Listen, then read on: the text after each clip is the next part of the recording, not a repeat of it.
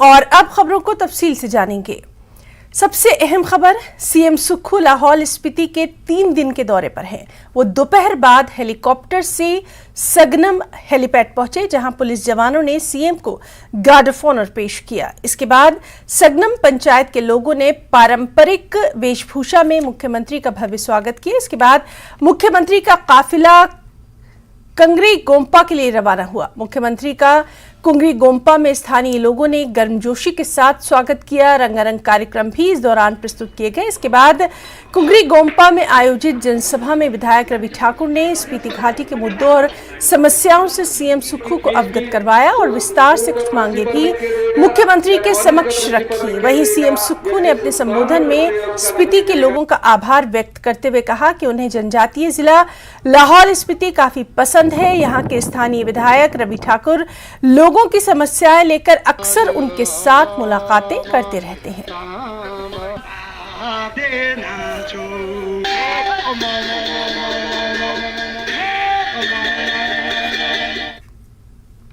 एक और अहम खबर, सोलन में डिप्टी सीएम मुकेश अग्निहोत्री ने कैथली घाट में हिमाचल पथ परिवहन निगम के बेड़े में शामिल की गई 11 नई वॉल्वो बसों को हरी झंडी दिखाकर रवाना किया।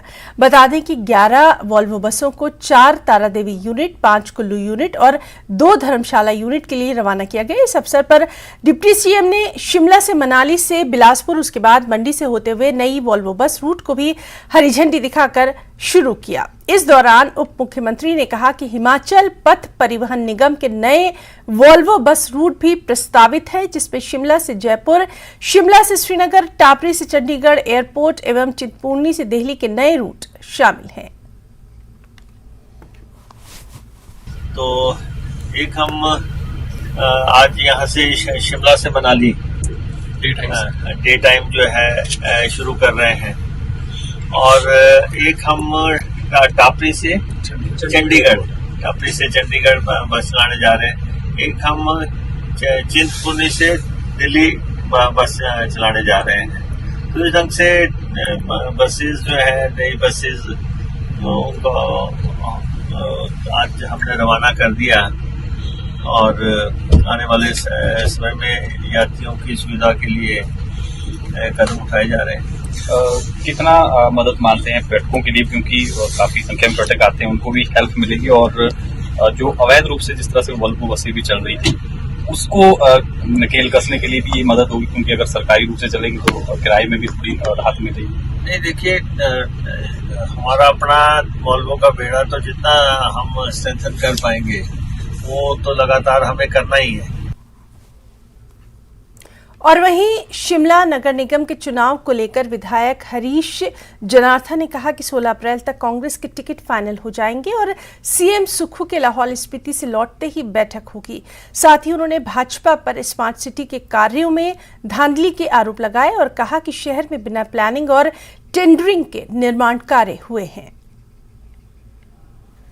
हिमाचल प्रदेश में नगर निगम चुनाव अब काउंटडाउन शुरू हो चुका है, प्रचार शुरू हो गया है और टिकट आवंटन की प्रोसेस भी दोनों राजनीतिक दलों ने शुरू कर दी है।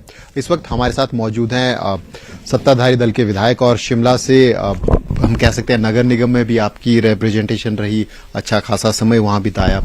अब आप दूसरी भूमिका में हैं, विधायक हैं, टिकट वितरण कर रहे हैं।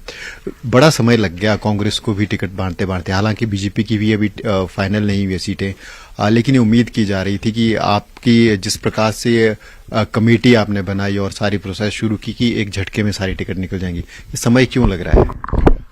वैसे जो हमारा एक टिकट का डिस्ट्रीब्यूशन सिस्टम होता है उसको हमारे को एक पैटर्न के साथ फॉलो करना पड़ता है। हमारी हर्षवर्धन चौहान जी के माननीय मंत्री महोदय, उनकी अध्यक्षता, वो चेयरमैन है, एक कमेटी बनी है, स्क्रूटनी कमेटी, स्क्रीनिंग कमेटी। तो स्क्रीनिंग कमेटी से के बाद उसके बाद ये डायरेक्टली पीसीसी चीफ और माननीय मुख्यमंत्री महोदय के सामने लिस्ट जाती है। तो जहां जहां हमारे को एक फैक्टर जो जहां लगा कि सिंगल एप्लीकेशंस थी और वहां पे अप्लाई करने के बाद किसी और का वहां से मतलब स्कोप नहीं बन रहा था, था और वो हमारे को जेन्युइन कैंडिडेट लगे। विनेबिलिटी को देख के जो हमारे क्राइटेरियाज थे वो टिकट्स हमने एक गो में उनको हमने थ्रू कर लिया था। तो ऐसे में पड़ोसी जो नगर निगम के आसपास के क्षेत्र हैं वहां पे भी कांग्रेस के विधायक हैं, मुख्यमंत्री खुद भली भांति शिमला को जानते हैं, प्रतिभा सिंह जी वो तो है ही हैं, तो क्या ये कारण तो नहीं कहीं कि मेरा कैंडिडेट नो, ये बिल्कुल गलत बात है। इसमें कोई किसी का कोई कैंडिडेट नहीं है। जो भी कैंडिडेट है वो पार्टी का कैंडिडेट है और इसमें कोई खींचातानी नहीं है। इस चीज को मैं अश्योर करना चाहता हूँ पब्लिक में, मतलब मैं बोलना चाहता हूँ।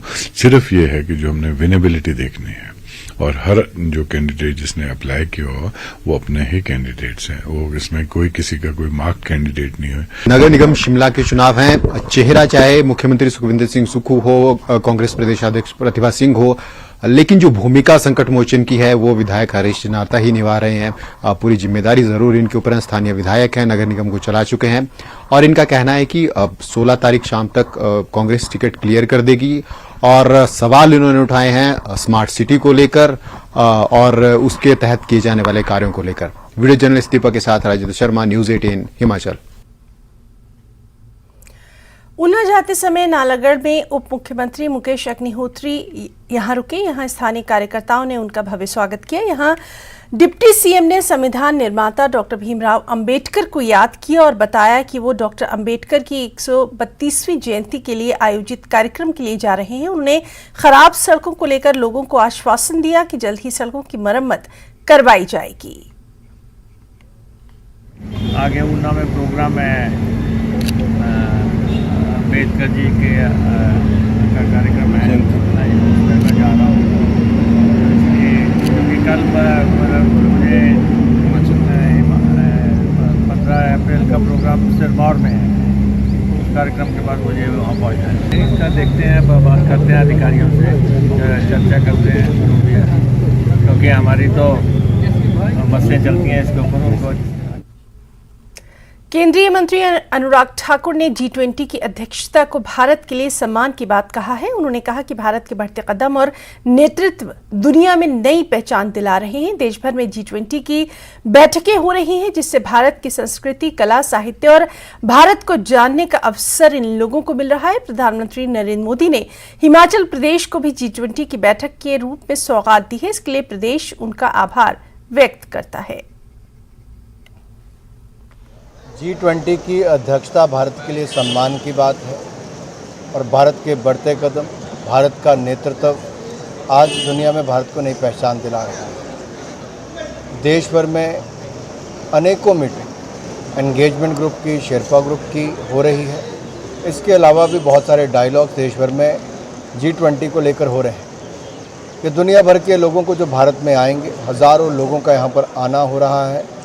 वो हमारी कला, संस्कृति, साहित्य, देश को जानने का अवसर भी मिलेगा और भारत कैसे नई तरक्की कर रहा है, नई ऊंचाइयों पर पहुंच रहा है, उसको जानने का अवसर भी मिलेगा। हमारे हिमाचल प्रदेश के लिए भी मोदी जी ने सौगात दी है। हम उनका आभार प्रकट करते हैं और आशा करता हूं हिमाचल की सरकार भी यहाँ पर पूरे प्रबंध अच्छे करेगी ताकि जो भी व्यक्ति यहाँ पर आए एक अच्छी यादें हिमाचल की लेकर जाए। हमीरपुर के निजी कॉलेज में सांसद मोबाइल स्वास्थ्य सेवा के 5 वर्ष पूरे होने के मौके पर निशुल्क नेत्र जांच शिविर का आयोजन किया गया। इसमें बतौर मुख्य अतिथि केंद्रीय मंत्री अनुराग ठाकुर ने भी शिरकत की और कार्यक्रम में पहुंचने पर केंद्रीय मंत्री अनुराग ठाकुर का भव्य स्वागत किया गया। केंद्रीय मंत्री अनुराग ठाकुर ने यहां पात्र लोगों को निशुल्क चश्मे भी भेंट किए। इस मौके पर उन्होंने कहा कि पिछले 5 वर्षों में 8 लाख लोगों की जांच के साथ स्वास्थ्य लाभ देने का काम किया गया। कोई भी सरकार अभी तक 3 मोबाइल यूनिट भी नहीं चला पाई। कोई अंदाजा लगा सकता है कि पिछले 5 वर्षों में कितनी जांच हुई होगी? पिछले 5 वर्षों में 8 लाख ओपीडी यानी कि 8 लाख लोगों की जांच और उपचार बिल्कुल मुफ्त में होने का काम हुआ है। मित्रों, कोई सरकार भी अभी तक 3 भी मोबाइल मेडिकल यूनिट ऐसे नहीं चला पाई। सरकार 3 भी नहीं चला पाई, लेकिन हमने 33 चलाने का काम किया है। और ये राज्य के अब 7 जिलों में सुविधा है। 7 जिलों में इसकी सुविधा होना अपने आप में बहुत बड़ी बात है। जहां गौतम गर्ल्स कॉलेज में मैं आज खड़ा हूं, इसके प्रांगण में पहले भी बहुत सारे कार्यक्रम हुए। जगदीश गौतम जी ने, डॉक्टर साहब ने जब ये कॉलेज बनाया तब शिक्षा का केंद्र तो बनाया, लेकिन हमने इसको ही आज आपके नेत्र जांच के लिए भी चुना है। और उसके लिए कौन आया है? आज देश के लगभग 20 ऐसे विशेषज्ञ देश के अलग अलग हिस्सों से यहां पर आए हैं। मैं आप सब की ओर से उनका देवभूमि हिमाचल प्रदेश में बहुत बहुत स्वागत और अभिनंदन करता हूं। हमीरपुर में केंद्रीय मंत्री अनुराग ठाकुर ने अणु के भारतीय खेल प्राधिकरण के राष्ट्रीय उत्कृष्टता केंद्र में बैडमिंटन कोर्ट, बेट्स हॉल, जूडो हॉल और बॉक्सिंग हॉल का उद्घाटन किया। इस मौके पर केंद्रीय मंत्री अनुराग ठाकुर ने बैडमिंटन और रिंग में जाकर बॉक्सिंग पर हाथ भी आजमाया। इस मौके पर अनुराग ठाकुर ने कहा कि राष्ट्रीय उत्कृष्टता केंद्र में आधुनिक सुविधाएं उपलब्ध होने से प्रतिभाशाली खिलाड़ी बेहतर प्रशिक्षण प्राप्त कर सकेंगे और आने वाले समय में हिमाचल प्रदेश का नाम रोशन करेंगे। खेलो इंडिया अभियान के तहत 5 वर्षों के दौरान खेल सुविधाओं पर करीब 3,200 करोड़ रुपए खर्च किए जाएंगे। अथॉरिटी ऑफ इंडिया के national centre of excellence Hamirpur में आज इंडोर स्टेडियम का उद्घाटन किया गया, जहां पर सुविधाएं बैडमिंटन कोर्ट की हो, रेसलिंग की हो, जूडो की हो, बॉक्सिंग की हो, अन्य गेम्स के लिए वो सुविधाएं और कोर्ट्स बनाकर तैयार किए गए। ममता बनर्जी जी की सरकार भ्रष्टाचार में डूबी हुई है। बच्चों के मिड डे मील में भी जो सरकार हेराफेरी करे, भ्रष्टाचार करे, जनता को मिलने वाले पानी में भी जो पैसा ढूंढने का काम करे और फर्जीवाड़ा नंबर्स में दिखाकर करोड़ों रुपए का घोटाला हो, अनाज जो गरीबों के लिए आया था उसमें भी एक नहीं अनेक उदाहरण हेराफेरी के ममता जी की सरकार किया है। ऊना के भटसाली में डॉक्टर भीमराव अंबेडकर की जयंती के उपलक्ष्य में जिला स्तरीय समारोह का आयोजन किया गया। इस मौके पर उप मुख्यमंत्री मुकेश अग्निहोत्री ने बतौर मुख्य अतिथि शिरकत की और अंबेडकर के चित्र पर माल्यार्पण किया और समाज एवं देश के प्रति उनके योगदान को याद करते हुए सराहना की। गौरतलब है कि सिरमौर में हिमाचल दिवस समारोह में बतौर मुख्य अतिथि शिरकत करने से पूर्व उप मुख्यमंत्री अपने विधानसभा क्षेत्र पहुंचे और अंबेडकर जयंती समारोह में शिरकत की।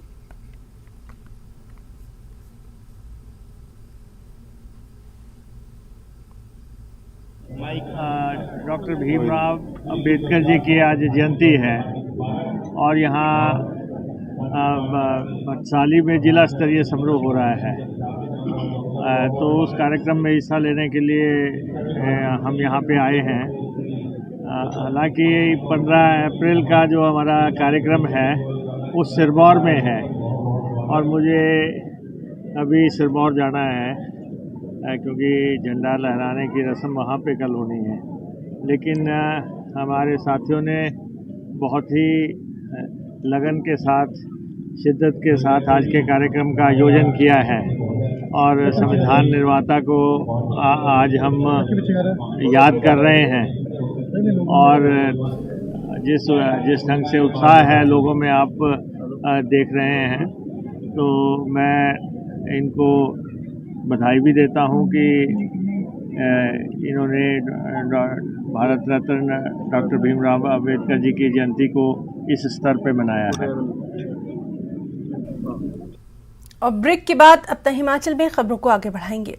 रेणुका बांध प्रबंधन और विस्थापितों के बीच संघर्ष लगातार जारी है। बांध निर्माण के मद्देनजर पेड़ों की गिनती करने पहुंची वन विभाग और बांध प्रबंधन की संयुक्त टीम को चौथी बार रेणुका बांध संघर्ष समिति ने बैरंग लौटा दिया। वन विभाग की टीम सीयू गांव पहुंची थी, जहां ऐसे पेड़ों की गिनती की जानी है जो कि डूब क्षेत्र में आते हैं, मगर लोगों के विरोध के चलते वन विभाग की टीम को वापस लौटना पड़ा। लोगों का कहना है कि जब तक उनकी मांगे पूरी नहीं होती तब तक बांध निर्माण कार्य को आगे नहीं बढ़ने दिया जाएगा।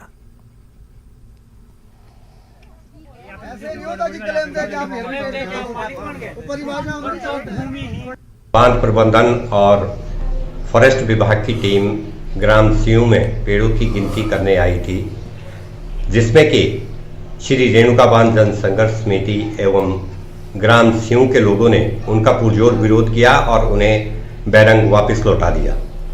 हम विस्थापित बार बार बांध प्रबंधन को चेतावनी दे रहे हैं कि आप लोग पहले विस्थापितों की मांगों को पूरा करें, उसके उपरांत ही अन्य कार्य करें, अन्यथा टकराव की स्थिति इसी प्रकार बरकरार रहेगी और यदि हमारी मांगों को पूरा नहीं किया गया तो संघर्ष और अधिक तेज कर दिया जाएगा, जिसके लिए बांध प्रबंधन एवं जिला प्रशासन जिम्मेवार होगा। पूरे प्रदेश में सबसे कम बारिश होने के कारण इस बार किसानों का 20 करोड़ से ज्यादा का नुकसान हुआ है। 112,700 हेक्टेयर क्षेत्र प्रभावित हुए हैं। बिलासपुर इस बार सूखाग्रस्त होने में पहले नंबर पर है। पिछले साल की अपेक्षा इस साल ज्यादा नुकसान हुआ। बिलासपुर की गेहूं की फसल की पैदावार 4,67,500 क्विंटल की है, जिसमें इस बार 62,084 क्विंटल फसल का नुकसान आंका गया। मंडी के सुंदरनगर में जवाहर पार्क में लाखों रुपए खर्च करके घास लगाई गई, लेकिन ये घास ज्यादा दिनों तक हरी नहीं रह पाई। ये घास 25 लाख रुपए के खर्च से उगाई गई। ये घास आयोजित मेले के कारण पूरी तरह बर्बाद हो गई, जिसको लेकर प्रशासन के इस कारनामे को अधिवक्ता आशीष शर्मा और बीबीएमबी व्यापार मंडल के अध्यक्ष अश्वनी सैनी ने साजिश करार दिया। बस मैं यही बोलूंगा कि यहाँ पे घास थी, ये इतिहास हो गया।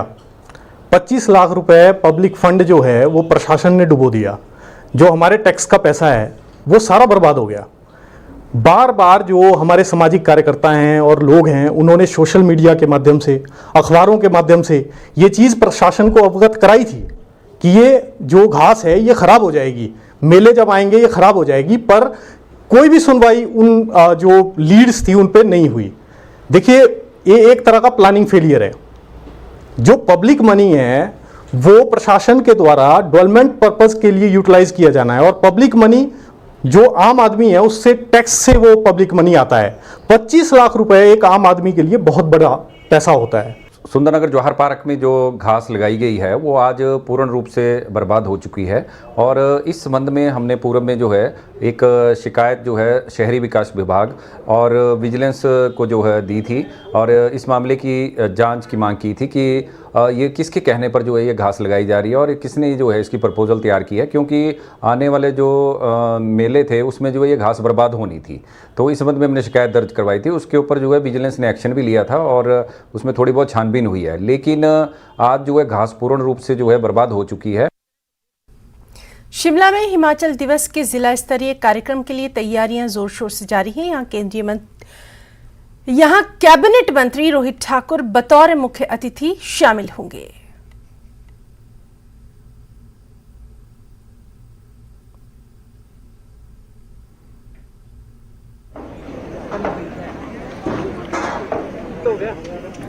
किन्नौर में जिला स्तरीय हिमाचल दिवस समारोह का भव्य आयोजन रिकांगपिओ में किया जाएगा, जिसमें मुख्य अतिथि के तौर पर मुख्य संसदीय सचिव सुंदर सिंह ठाकुर शिरकत करेंगे। इसके लिए 17वीं बटालियन के मैदान में पुलिस, आईटीबीपी, गृह रक्षा बैंड के अलावा एनसीसी, एनएसएस और स्काउट्स एंड गाइड की टुकड़ी ने मार्च पास्ट की अंतिम रिहर्सल की। इस मौके पर स्कूली बच्चों की ओर से रंगारंग कार्यक्रम भी प्रस्तुत किए गए।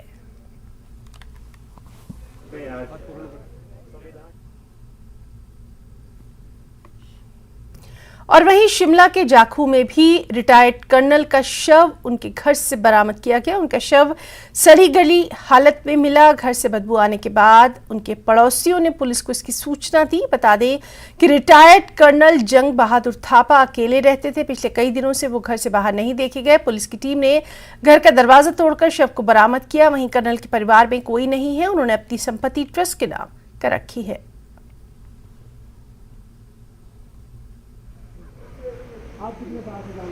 कल फिर मैंने सवेरे ना मैं वहाँ खड़ी थी, अपन पानी चढ़ाया सूरज को, तो देखा तो कोई मतलब बाहर कोई भी नहीं था बैठा हुआ। अक्सर बैठता है वो बाहर, दिन में भी बैठता रहा, तो वो नहीं था।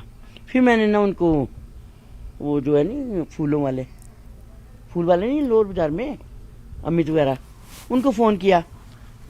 मैं क्या ऐसे बसंत होटल में बोल दे कि वो नहीं बाहर निकला, ना बाहर आया है, ना मैंने देखा उसको। तो फिर वो आए, उन्होंने फिर देखा दरवाज़ा, पुलिस वाले को बुलाया, पुलिस वाले आए, पुलिस आई, फिर उन्होंने दरवाज़ा खोला तो अंदर मरा पड़ा था। शिमला में अग्निशमन विभाग की ओर से 14 अप्रैल से प्रदेश भर में अग्निशमन सुरक्षा सप्ताह मनाया जा रहा है। इसमें प्रदेश के लोगों को अग्निशमन विभाग के जवान आग से सुरक्षा के तरीके और बचाव से संबंधित जानकारी देंगे। वहीं शिमला के माल रोड स्थित अग्निशमन कंट्रोल रूम से एडीएम शहरी भानु गुप्ता ने सप्ताह का शुभारंभ किया। 14 अप्रैल 1944 को एक ट्रेजेडी हुई थी बॉम्बे में, जब एक माहलवाग जो समुद्री जहाज़ था उसमें जो है बहुत बड़ा ब्लास्ट हो गया था और लगभग फायर के जो 66 जवान हैं वो हमारे शहीद हो गए थे। तो तब से उनको एक श्रद्धांजलि देने के लिए एक पूरा सप्ताह जो है 14 अप्रैल से 20 अप्रैल तक एक फायर वीक के रूप में मनाया जाता है। उसकी हम आज यहाँ से ओपनिंग कर रहे हैं। तो उनको श्रद्धांजलि देने के लिए ही ये सप्ताह मनाया जाता है, क्योंकि जो हमारे अग्निशमन विभाग के कर्मचारी हैं, अधिकारी हैं, दिन रात जो है वो समाज की सेवा में लगे रहते हैं। कोई भी फायर इंसिडेंस होता है उसके लिए हमेशा ये तत्पर रहते हैं। खबर चंबा से है, जहां जिला स्तरीय हिमाचल दिवस मनाने की तैयारियां जोर शोर से जारी हैं। यहां के ऐतिहासिक चौगान मैदान में विधानसभा के अध्यक्ष कुलदीप सिंह पठानिया बतौर मुख्य अतिथि कार्यक्रम में शरीक होंगे। इस मौके पर होने वाली परेड के लिए पुलिस के जवान रिहर्सल कर रहे हैं। इस परेड में जिले की 10 टुकड़ियां शामिल रहेंगी, जिसमें police, home guard, college, NCC, NSS और अन्य स्कूली छात्र भाग ले रहे हैं। प्रैक्टिस हो रही है। हमारे होम गार्ड्स वगैरह, हमारे एसीपी सर वगैरह हमें बहुत अच्छे तरीके से सिखा रहे हैं। 15 अप्रैल हिमाचल डे के लिए प्रिपेयर किया जा रहा है। हमें आगे हमें अगर कभी मौका मिले तो हम भी इन ऑफिसर्स की तरह बड़े ऑफिसर्स बनेंगे। बारगाह में परेड की प्रैक्टिस कर रहे थे, डिस्ट्रिक्ट लेवल परेड की, और अभी फाइनल रिहर्सल के लिए हम लोग चंबा चौगान में प्रैक्टिस कर रहे हैं। सो हमारी उम्मीद ये है कि हम अच्छा करें, परफॉर्मेंस जो है 15 अप्रैल की एक अच्छी हमारी परफॉर्मेंस रहे। डिस्ट्रिक्ट लेवल एक परेड जो हम पुलिस के साथ मिलकर करते हैं, इसी से हम लोगों को आगे जो हमारे स्टेट लेवल परेड होती है या कोई और परेड्स नेशनल लेवल की होती हैं उसमें हम लोगों को एक एक्सपीरियंस मिलता है यहाँ पे डिस्ट्रिक्ट से। तो ये हमारे लिए बहुत अच्छी अपॉर्चुनिटी है कि डिस्ट्रिक्ट हमें ऐसी अपॉर्चुनिटी देता है। मैदान चंबा में मनाया जा रहा है, उसके लिए पुलिस, होमगार्ड्स और स्कूल्स की जो प्लेटून्स है वो रिहर्सल कर रही हैं। टोटल जो है वो 10 प्लेटून टुकड़ियाँ हैं, जिसमें 2 पुलिस की और 2 होमगार्ड्स की और 6 प्लेटून जो बच्चों की जो वो रिहर्सल कर रही है। इसके अलावा पुलिस ने 15 अप्रैल के प्रोग्राम के लिए जो है ट्रैफिक व्यवस्था के लिए और लैंड ऑर्डर के लिए जो समुचित व्यवस्था की है। लोगों से भी अपील रहेगी मेरी कि ट्रैफिक के जो नियमानुसार जो कर्मचारी जो आदेश देता है उनकी पालना करें। संविधान निर्माता बाबा साहब भीमराव अंबेडकर की जयंती पर हिमाचल में कई कार्यक्रमों का आयोजन किया गया। शिमला के चौड़ा मैदान में मौजूद अंबेडकर प्रतिमा को फूलों से सजाया गया और वहां सीएम सुक्खू, कैबिनेट मंत्री विक्रमादित्य सिंह, रोहित ठाकुर, विधायक हरीश जनार्था समेत कई नेताओं ने जाकर श्रद्धासुमन अर्पित किए। संविधान की संरचना करने वाले बाबा साहब अंबेडकर जी की आज जयंती है। इस पर मैं सभी को बहुत बहुत शुभकामनाएं देता हूं। जब देश आज़ाद हुआ उसमें जो संविधान सभा बनी उसमें बाबा साहब अंबेडकर को उसका अध्यक्ष नियुक्त किया गया, तो उन्होंने अपने अनुभवों को महसूस करते हुए ये पाया कि समाज को एक दृष्टिकोण से देखा जाना चाहिए। एक समय ऐसा था कि वो बॉम्बे के कॉलेज में एडमिशन लेने जा रहे थे, उनको कॉलेज से एडमिशन लेने से भी मना कर दिया था। आज 75 साल बाद जब देश आजाद हो चुका है, आज लगता है कि एक समान की उनकी जो नीति थी वो कारगर सिद्ध हुई है। और संविधान निर्माता बाबा साहब अम्बेडकर की इस जयंती पर सभी को, हिमाचल वासियों को बहुत बहुत शुभकामनाएं। तो अपना हिमाचल में फिलहाल इतना ही। नमस्कार।